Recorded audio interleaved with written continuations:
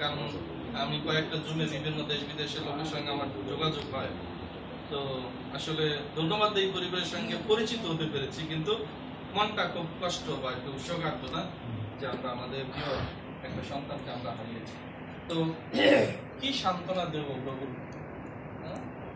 তার বাক্য বলছে কি, তোমাদের সমস্ত ভাবনা ভার তার উপরে ফেলে দাও, তিনি তোমাদের জন্য আছে।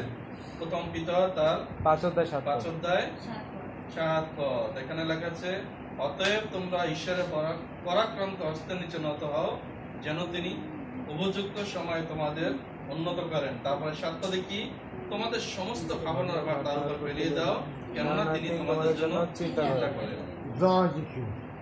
সমস্ত ভাবনার ভার। এখন মনে মনে প্রশ্ন যে এই ভাবনার ভার আমরা কিভাবে ফেলে দেবো যাকে আমরা হারিয়েছি। আমি কিন্তু প্রথমে বুঝতে পারিনি, পরে মালাটা এইভাবে মালা তো দেয় কাদের আমরা জানি, ঠিক না? আমি কিন্তু জীবন তো না বলছে, আমি তো কিছু জানতাম না। তারপরে আমি প্রথমে খটকা লাগলো যে একটা ছবিতে মালা কেন পরাবো, কারণ আমি তো জানি না ব্যাপারটা। তারপরে এখন বললাম যে আসলে এই সেই যে মেয়ে তাকে দুষ্কৃতীরা তারা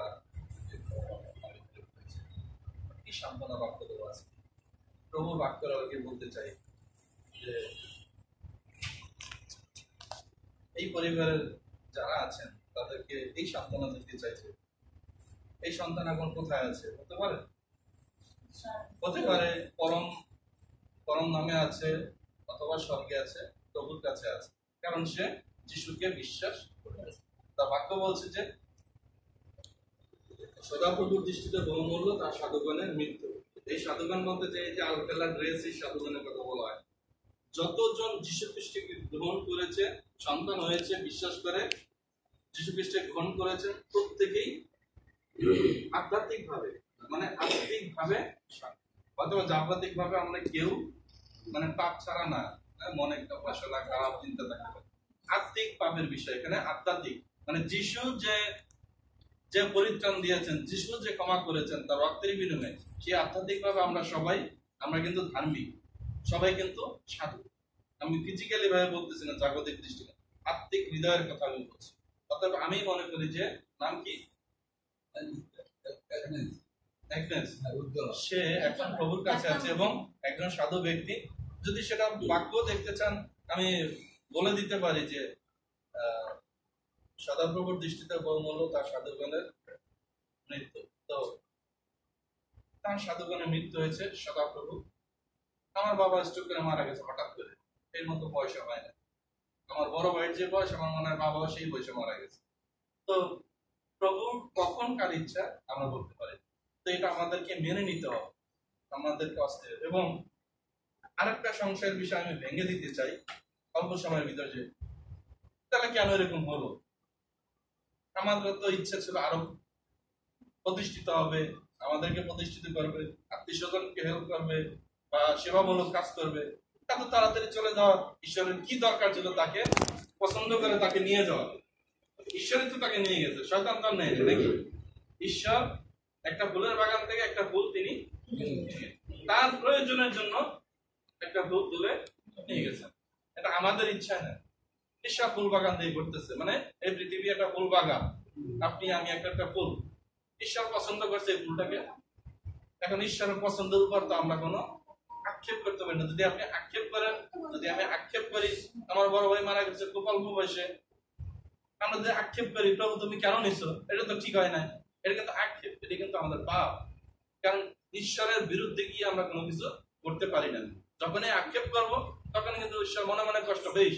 আমার সৃষ্টি ফুল বাগান, আমি মালিক, আমি একটা ফুল তুলে নিয়েছি, দেওয়া দিই, একটু পানি দিচ্ছে, হয়তো বা একটু কাটা ছাড়াইছে, একটু পাতা মরা পাতা, আমার শিশুর মরা পাতা দেখলে পরে ছিঁড়ে ফেলাই দেয়, অথবা পুরানোর জন্য আমরা একটু পরিচর্যা নার্সিং করতেছি, কিন্তু মালিককে প্রভু ঈশ্বর তিনি তুলে নিয়েছেন, কম বয়সে হোক আর বড় বয়সে হোক। আবার মনে মনে ভাবছেন যে কি পরীক্ষা না আমাকে করছেন। ঈশ্বর কখনো পরীক্ষা করে না। কিছু কিছু ক্ষেত্রে দেখা যায় ইয়োবকে কিন্তু ঈশ্বর পরীক্ষা করে না, শয়তান চক্রান্ত করে, কিন্তু একটা ষড়যন্ত্র করে কিন্তু পরীক্ষায় প্রতিযোগিতা, ঈশ্বর এবং শয়তান, এটা কিন্তু ঈশ্বর পরীক্ষা করেন না। বাক্য বলছে যে আমরা আমাদের কারণে পরীক্ষিত হই, কিন্তু আজকে আমি কয়েকটা সংক্ষেপে বলে দেবো যে তারপরও ঈশ্বর কেন আমাদের জীবনে এই শয়তানের কার্যক্রম বা এই পরীক্ষার মতো, আমরা মনে করি যে পরীক্ষার মতো, বা কেন আমরা এরকম অসুস্থ হই, একটা পরিবারের লোক অসুস্থ থাকি কেন, এর কিছু কারণ থাকতে পারে না? এই কারণগুলো আমাদের ভিতর, এবং ঈশ্বরেরও বিশেষ বিশেষ পরিকল্পনা থাকতে পারে। হয়তো এই কথাগুলো অনেক আমি চার্চেও প্রচার করেছি বিভিন্ন জায়গায়, কিন্তু ছোট করে শুধু কারণগুলো বলবো যে কি কি কারণ থাকতে পারে। আমাদের কিছু কারণ আছে এবং ঈশ্বরের কিছু পরিকল্পনা আছে, যে কারণে ইয়োবকে অ্যালাউ করেছিল শয়তান যেন পরীক্ষা করে। ঈশ্বর অ্যালাউ করছে না? ঈশ্বর কিন্তু বলতে পারতো তুমি ইয়োবের বাড়ির কাছেও যাবে না, শয়তান যাইতে পারতো না। এখানে একটা ট্র্যাজেডির কাজ করছিল। আজকে আমাদের জীবনে তাহলে কেন ঈশ্বর এরকম অসুস্থতা, এরকম কষ্ট, এরকম অকাল মৃত্যু, আমাদের গ্রামে অকাল মৃত্যুতে সর্বশ্রেষ্ঠ এই এলাকার ভিতরে আপনারা ব্যাকগ্রাউন্ড খুঁজবেন, বিগত 10 বছরের ভিতরে অকাল মৃত্যু। আমার বয়সী আশিস মারা গেছে, তার বাচ্চাকে মানে তার বড় সন্তানকে নিয়েও চলে গেছে, একা যান নাই, আরো একজনকে নিয়ে গেছে, মানে দুজন একসাথে। তারপর অসিত অকাল, কয়দিন আগে মনিন্দ্র বাড়াই অকাল মৃত্যু। তারপরে সুরেশ্বর বাড়াই দেখলাম যে প্যারালাইসিস, তো মানে তো অর্ধেক মরা, ঠিক না? অকাল কেন? প্রশ্ন থাকতে পারে না? আমরা যেন বিচলিত না হয় যে আমি একেবারে পাপে একেবারে পরিপূর্ণ, তাই এইরকম না। বলছি কেন ঈশ্বর অ্যালাউ করে আমাদের জীবনে অসুস্থতা বা সমস্যা, অর্থনৈতিক সমস্যা বা মন খারাপ বা অকাল মৃত্যু কেন? প্রথমত যদি 2 তিমথেয় 3:16 পদ দেখি, আমি পড়বো না, পড়লে সময় লাগবে। এখানে হচ্ছে যে আমাদেরকে শিক্ষা দেওয়ার জন্য, আমাদেরকে পরিচালিত করবার জন্য ঈশ্বর শেখান যে তুমি কিভাবে ঈশ্বরকে ডাকতে হবে, ঈশ্বরের সঙ্গে কিভাবে যোগাযোগ করতে হবে, এটার জন্য তিনি আমাদেরকে শিখান। তারপর আমাদের কিছু ভুল থাকে, ফর কারেকশন। ইব্রিয় তার 12:5-6 পদে লেখা আছে যে আমরা যেন কারেকশন হই, আমরা ভুল পথে যখন চলি তখন হয়তোবা এটা কিন্তু আমার গাড়ি যেন প্রত্যেকটা না নিয়ে নেই, মানে অনেকগুলোর ভিতর থেকে আমার জীবনে লাগতেও পারে। আমি এই কথা বলতেছি না যে এই সবগুলো কারণে আমাদের জীবনে আছে। তা আমি 10টা কারণ বলবো যে আমাদের জীবনে এরকম পরিস্থিতি আমরা হতে পারে যে আমাদেরকে সংশোধন হওয়ার আরো দরকার আছে। হয়তো বা কোনো না কোনো কারণে আমি কালকে নাটক দেখতেছিলাম, মানে শ্বশুর জামাইয়ের ভিতরে খুব, মানে জামাইয়ের কোনো আদর করে না। শ্বশুর বাড়িতে বাড়াইতেছে ঈদে, এখানে একটা খেজুর আর 1 গ্লাস পানি দিয়ে ইফতারি করা হবে।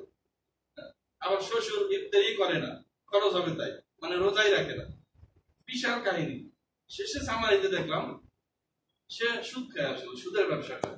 জামাই যখন জানতে পারছে তখন জামাই বিভিন্ন ভাবে সুদ যত খাইছে, এই সুদ ওই যে কি বলে দান করে না, মানে জাকাত হিসেবে দেওয়ার জন্য পরিকল্পনা থেকে দেওয়াইছে জামাই।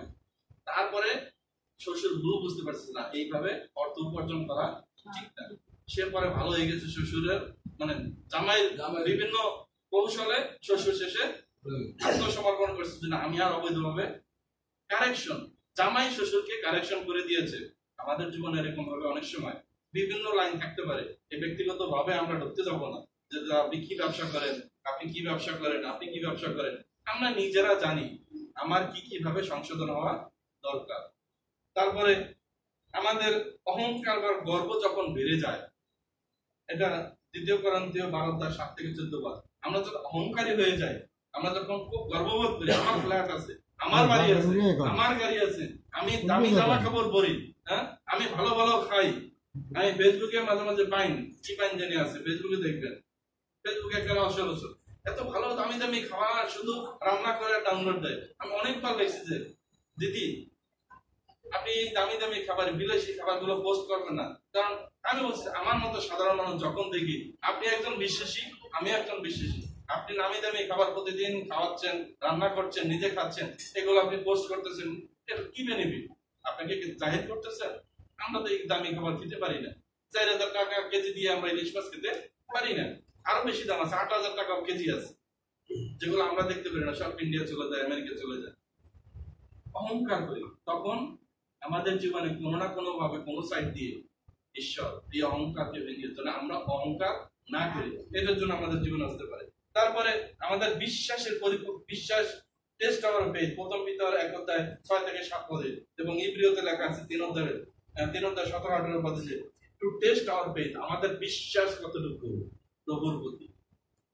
আমার বিশ্বাস কতটুকু প্রভুর প্রতি, আজকে বিশ্বাসে প্রার্থনা করেছি, আমার বিশ্বাস প্রভুর প্রতি কতটুকু। এটার জন্য আমাদের জীবনে এই পরিস্থিতি আসতে পারে। এই পরিস্থিতি মানে ভ্যারাইটিস রকমের সমস্যা, অসুস্থতা, দারিদ্রতা। যেমন আমার বউ আমাকে হিয়ারিং দিচ্ছে, আগামী মাসে কিন্তু কিস্তি দেওয়া টাকা নাই, আগামী মাসে কিন্তু কিস্তি দেওয়া টাকা নেই। আমি জানি না, মন থেকে পরে বলছি যে কিস্তি দেওয়ার সময় প্রভু টাকা জোগাড় করবে না, কিন্তু আমি নিজেও জানি না কিভাবে করবে। এটা চ্যালেঞ্জের ভিতর আছে। এই যে মিস্টার গেল, বিভিন্ন কিছু গেল, আবার শ্বশুরকে মানে সিগন্যাল দিচ্ছি এই সময় কিন্তু টাকা পয়সা নাই, আরো ধীরে যান মানে স্লো ভাবে যান, মানে কোন রকম দুর্ঘটনা না ঘটে, মানে যায় দেওয়া অবস্থা। তারেও হিয়ারিং দিচ্ছি যে এখন না, আমার হাত খাটি। বিশ্বাস তো আমাদের বিশ্বাস কতটুকু, তার জন্য এরকম ভাবে হতে পারে।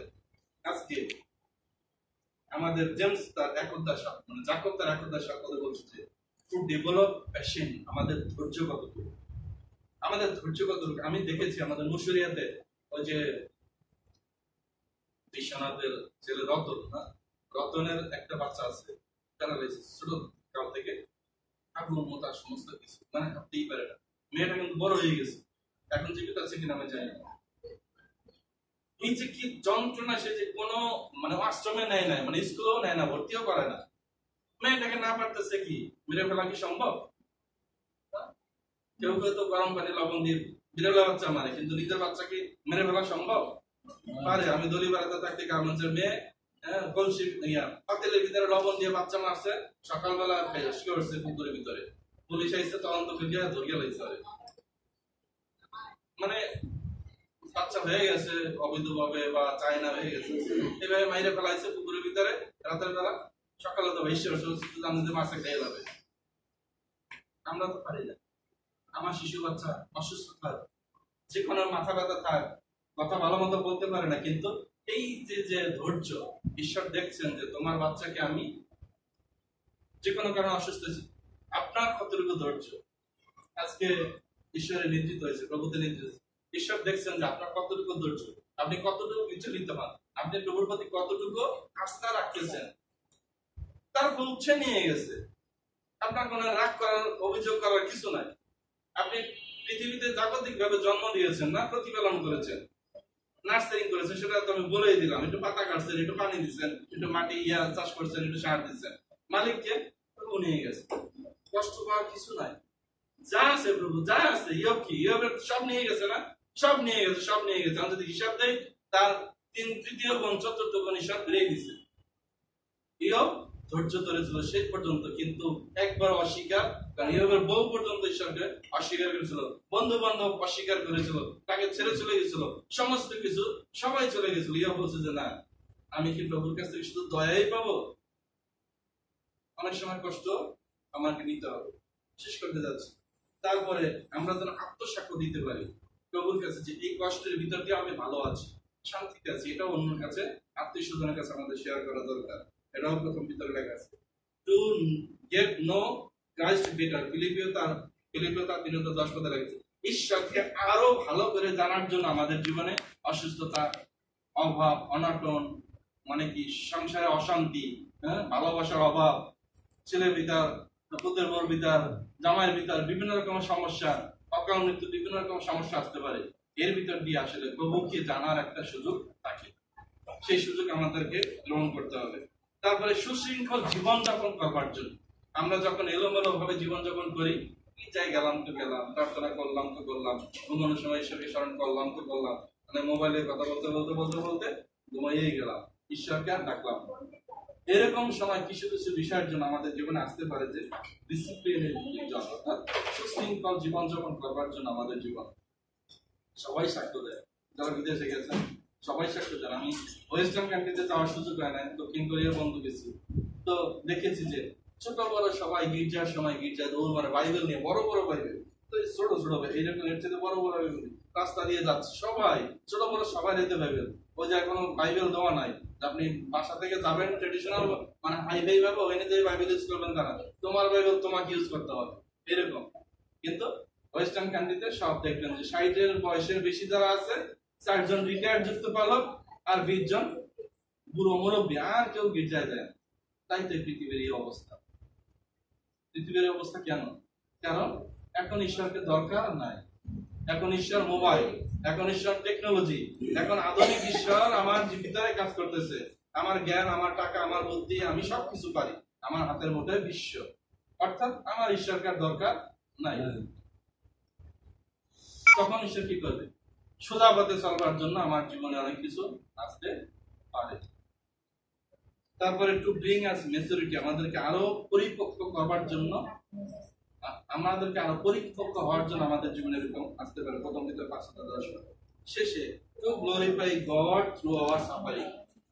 শেষ পয়েন্ট যে এই দুঃখ, এই কষ্ট ঈশ্বরকে গৌরবান্বিত করবার জন্য। যিশু যখন অসুস্থতার ভিতর